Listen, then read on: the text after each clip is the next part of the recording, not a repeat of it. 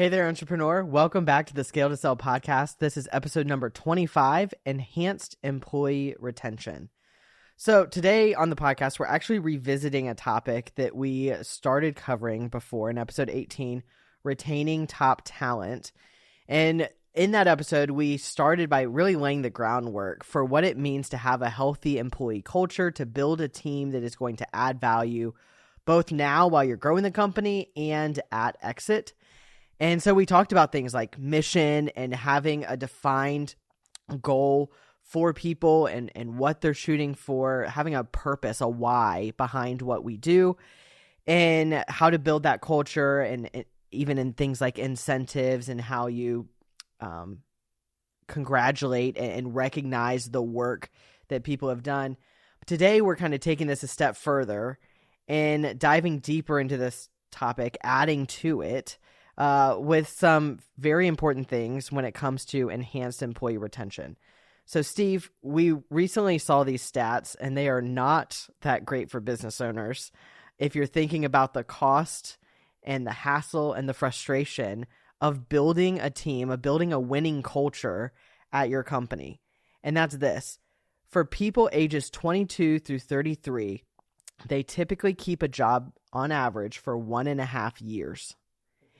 And it only gets slightly better for the age range of 34 to 44-year-olds, which is typically keeping a job for just under 5 years. So we're talking about a major issue that we see with our business owners today of having the right people and the right seats on a team, so to speak. And that becomes really difficult with this turnover situation here. What is going on there? It's just the culture we're living in. I remember saying this about 18 years ago. You know, ever since companies got away from offering pension plans, there became a bigger trend toward, hey, there's no employer incentive there to keep you. If you didn't want to hang around, they'd find somebody else to replace you, and that was it, pretty easy. So there was no employer loyalty to the employee. Therefore, the employee wasn't always loyal to the employer. You had to look out for what was best for you. In the past, if there was a pension and you've been there 15 years and you hated the job, hated the boss man, you had to hang in there maybe for your next 5 years there was an incentive to do that. Not so much anymore. That is an incredibly eye-opening thing to understand. But here's where that stat comes into play and hurts even more.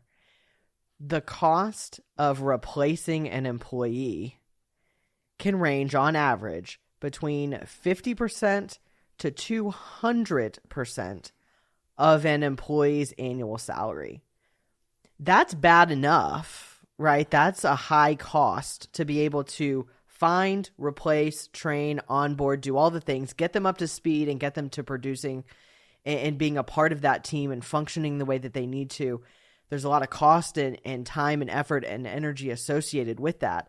But couple that with the stats that we were just looking at of the replacement of every so often, very soon, if it's younger individuals, of having to do that, that's a very high cost for business owners to have to try to understand and adjust for. The financial harm that it does to a business, the stress, the anxiety, just the frustration of going through and replacing key employees. It's sometimes you think they're on the right track, everything is going well, and then they give their notice or they just don't show up and they're out the door. It's more acceptable today than it ever has been, right or wrong. People are looking for opportunities, and it's just something that we have to deal with right now. So with that, we're trying to, as we've talked about before, build value.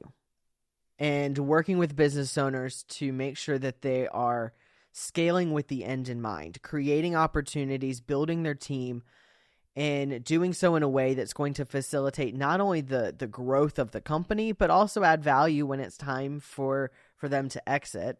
And one of the key areas of intangible capital is the team itself, the people that you've got, the human capital that are a part of your organization, and developing that talent, utilizing it in a way that is fulfilling the mission that your company is on to do that. That's where you see the added value come into play when it's time to look at transferring it and the exit options that you've got.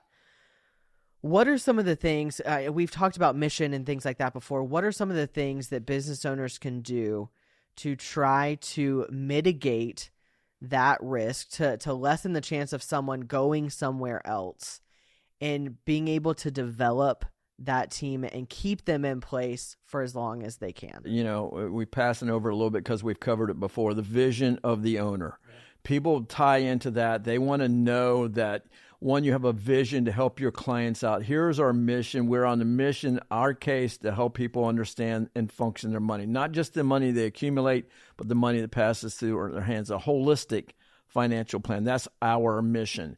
We try to make sure our employees, our teammates understand that, and we treat our teammates as though they are a family in most cases. Family members, sometimes can be a messy situation, but the same thing. But what do? One is the vision, start there. They have to be bought into your system. And if they're not, they need to find another opportunity. And then beyond that is that compensation. Compensation matters in this day and age when people are being harmed by inflation. The cost of everything is more expensive.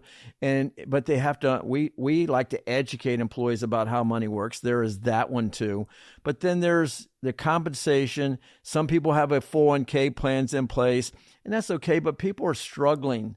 It's amazing to me where they hover over the 5% of their paycheck, if there's a 401k in place, that they put into that.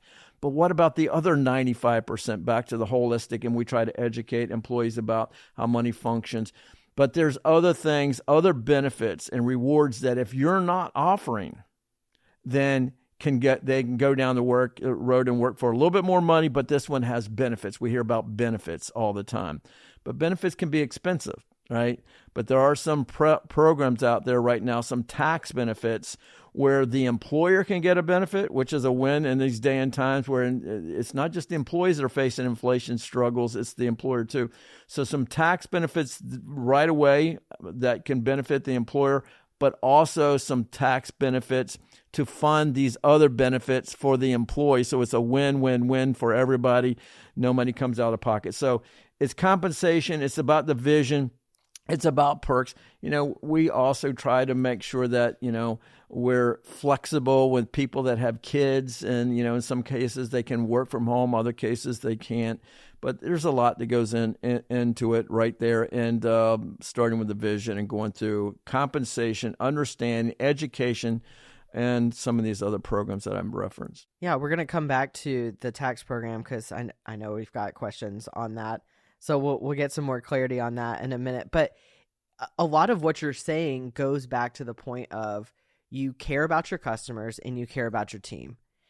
And you care about them in a number of different ways. You're clear on why you're doing it and why that's important. So it's not just showing up for the 9 to 5 to do these little tasks. It's all about playing into what is the bigger thing that we are trying to accomplish and setting those goals and working together as a team to do it. Having a company culture that is beneficial, that is good to be a part of and isn't something that's discouraging or hurtful to be around all day. Like those are big things, and having an opportunity to demonstrate your care for your teammates goes a long way in those situations. I try to get my employees, my teammates, to think like owners. Yeah. Right? And owners, we as an owner don't get a steady paycheck all the time. We are the last people to get paid if there's financial struggles going on. But my point in all that is I want to not only be rewarded myself for working hard, I want to set some goals for my teammates to that on a quarterly basis, semi-annual, annual basis or whatever. I try to do it more often than just a Christmas bonus. And I don't want a Christmas bonus just to be they're entitled to this. I want some incentives based on production or performance. How well are we doing with our clients out there? And reward those employees as though they are part of ownership. Right. And you bring up a good point there. There's a difference between a gift and an incentive. If it's an expectation, if it's, because of the holidays, like here's a nice gesture because we care about you, like great. But beyond that, how are we incentivizing the work that we're doing on a consistent basis, the habits that we're doing to accomplish a particular goal?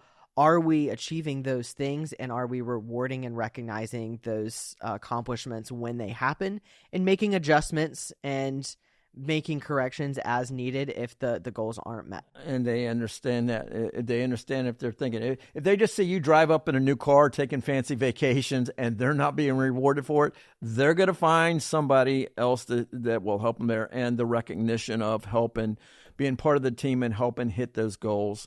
Rewards have to be, they're important into the mix. Absolutely. So going back to, you were talking about the tax credit opportunity that is available for business owners. So let's talk about that for a minute. So this is different than the ERC, the employee retention credit, right?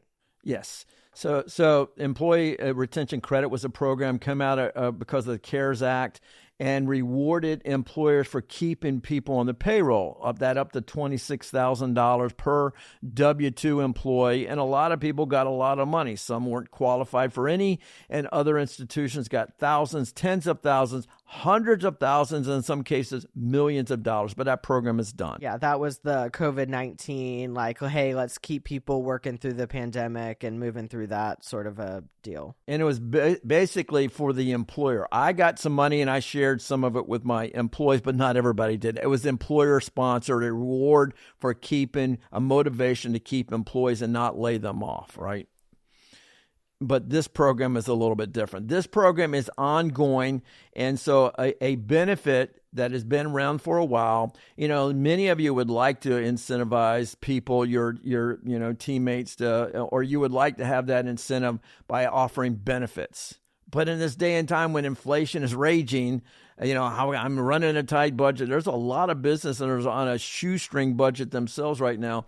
But this program right here will actually lower your payroll taxes at this. So not only giving you the employer benefit, but also at the time giving a benefit to the employee that they can use to purchase. So they could use a tax benefit themselves to lower, so they don't come out of pocket any money is what I'm trying. Employer doesn't come out any, in fact, they get money in their pocket, and the employee can get a benefit that can buy some of these other supplemental benefits. Yeah, so you've got access to certain healthcare things like telehealth, and then you've also got the benefit of what we've seen employers do is use it to fund a guaranteed life policy, right? We had a company, one of our teammates had a company that wanted to get life insurance, make it life insurance available on a group basis for their team. They were growing. They wanted to reward their team.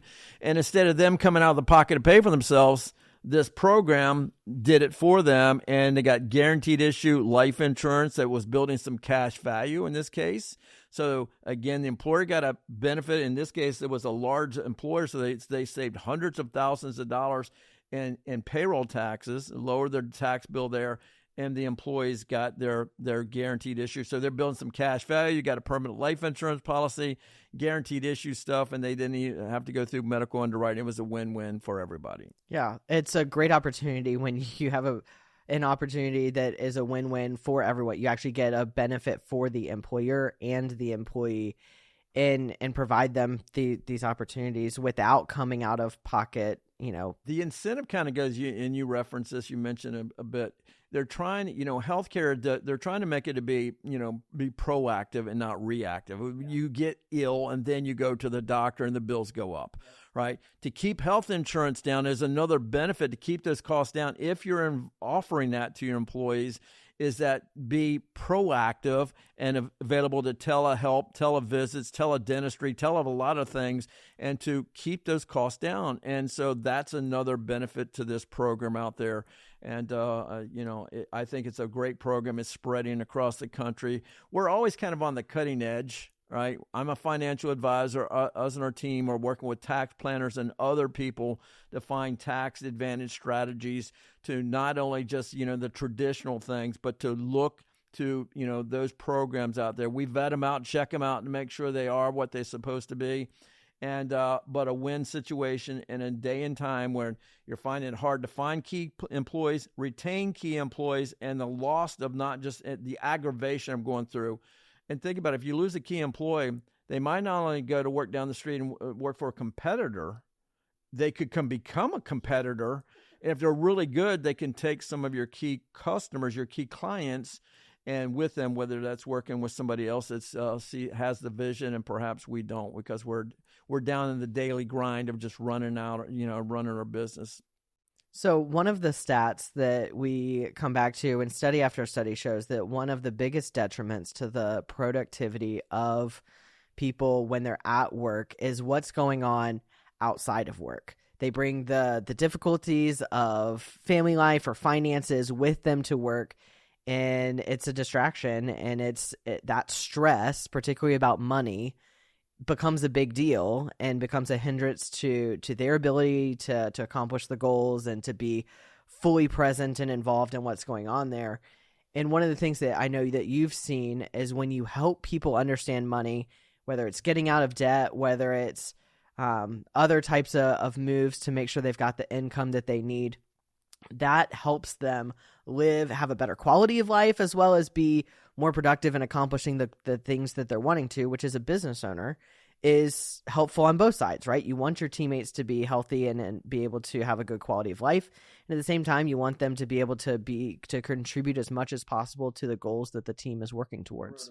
I wrote a book with one of my partners in one of my businesses a few years back called Mission 1 Million.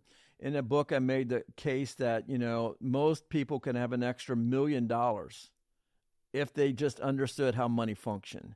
Got rid of the credit card debt and car loans, and people understand that they want to do it, but they can't do it. So easy ways to become more financially aware. You do it through education. Back to the conversation, they're putting maybe into a retirement plan 5 or 10% of their money. What happens to the other 90 to 95% of their money?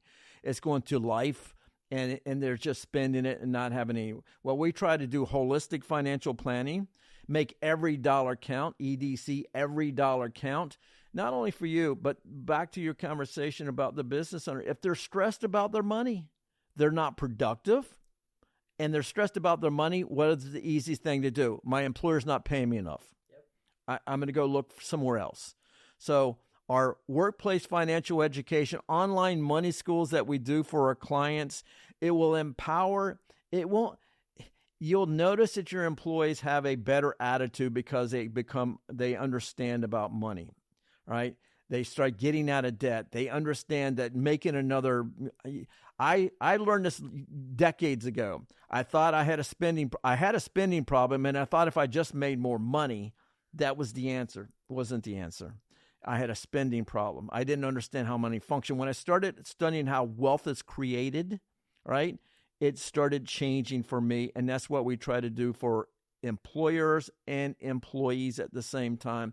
So, and then we have our 401k platform, right? So let's talk about that. So for most people, their 401k program is just a generic kind of cookie cutter thing.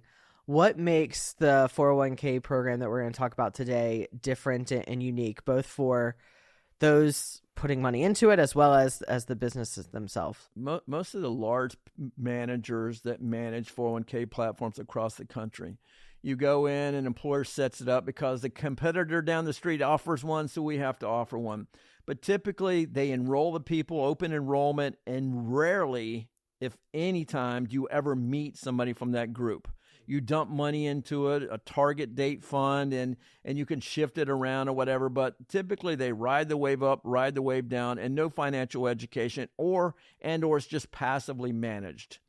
And our platform is more tactically strategic to that employee, to that individual, and or through our other programs where we show them how to get out of debt. Now they're debt free and they've got another $100 a month, $200, $500, $1,000 a month. Now they're feeling better about things. So, and we have information on that. We just want to, set the table a little bit, but actively managed 401ks are going to become the wave of the future. And more companies, there's legislation out right now that I believe it says that in a lot of states, if you have more than 5 employees, you got to have a 401k plan in place. And in this case, our plan takes a lot of the fiduciary responsibility away from the employer, lowers the cost of managing that 401k, which is just a headache for the employer, by the way. Takes that away, better for the employer, better for the employee, and or we make ourselves available to those employees or the people in the plan if they're getting closer to retirement, if they're getting ready to buy a house so they don't make mistakes, if they're getting ready to send their kids through colleges, we have access, our teammates have access to them if they want to talk to our teammates. what a powerful thing to be able to have a tactically managed plan, and at the same time be able to see how that fits into the overall scope of your personal finances, and to be able to work together. Like you said, every dollar counts, right?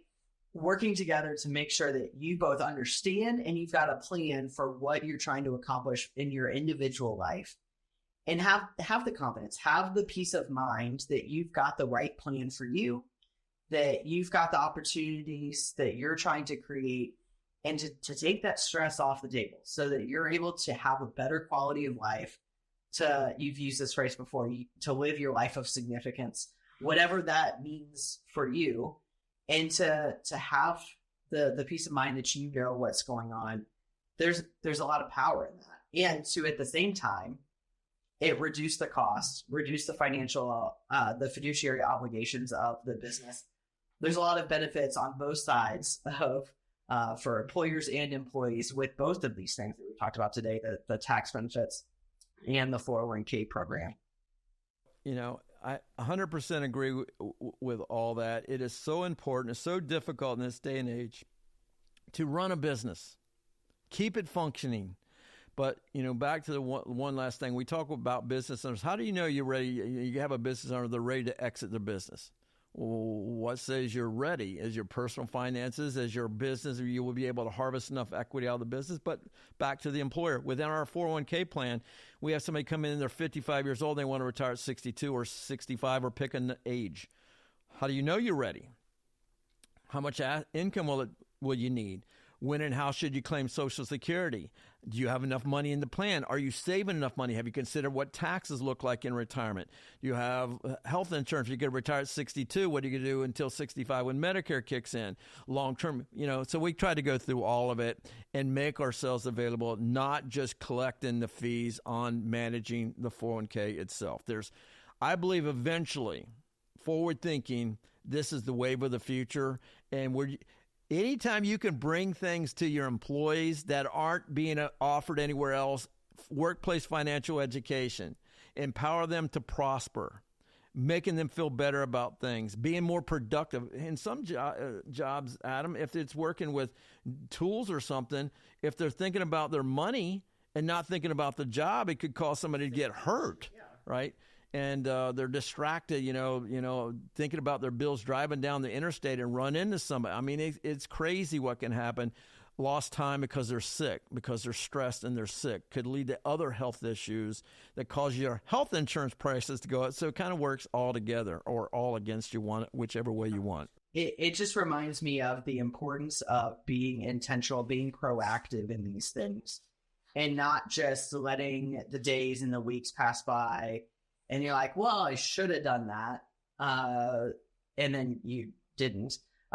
So this is one of those like warning signs. Like if you don't have these things in place, if you don't have these opportunities for your employers, use this as a warning sign. Use this as an opportunity to get started now, right? Better to start today than to start later and never and get to it. And then you get busy and find the time to work on your business instead of just in your business. Last couple of thoughts, and then we need to wind this down.